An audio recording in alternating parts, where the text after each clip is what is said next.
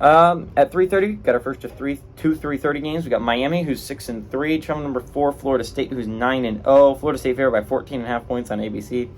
Tyler Van Dyke has gone 170 at 251, thrown for 2,057 yards, 16 touchdowns, 11 interception. Henry Parrish Jr. has had 77 carries for 469 yards and 4 touchdowns, and Xavier Restrepo has had 60 catches for 683 yards and 4 touchdowns.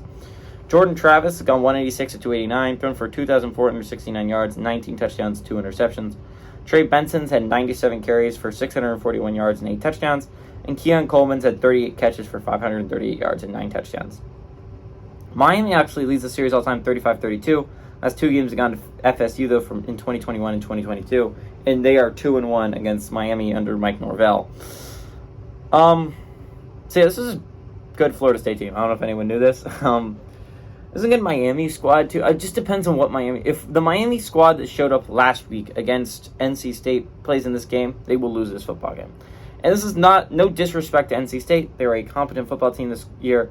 Dave Doran doesn't coach bad football teams.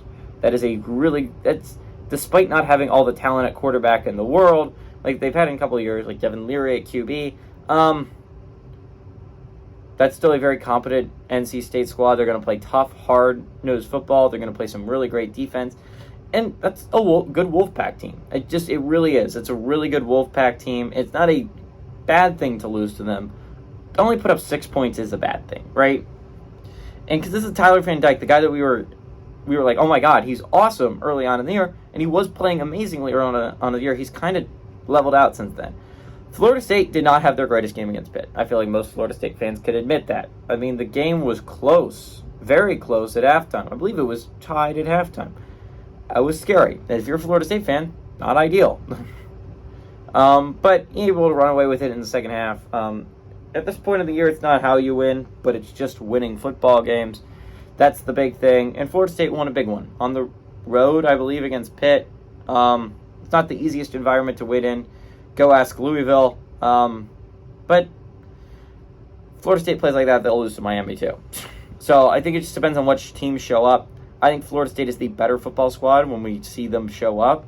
But I think if we see both teams show up, I think we see a really close football game. I think Miami is extremely underrated.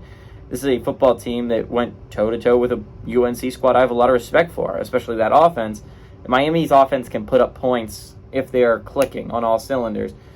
This should really just be a 2-loss Miami squad. They really blew it against Georgia Tech in a game that everyone's going to be like, that's the worst way to lose for a long time. But Miami's playing some really good football sometimes. But if the offense can be clicking like it normally is, I think this could be a shootout. I think this could be close. I like Florida State to win this football game, but I like the Hurricanes to cover.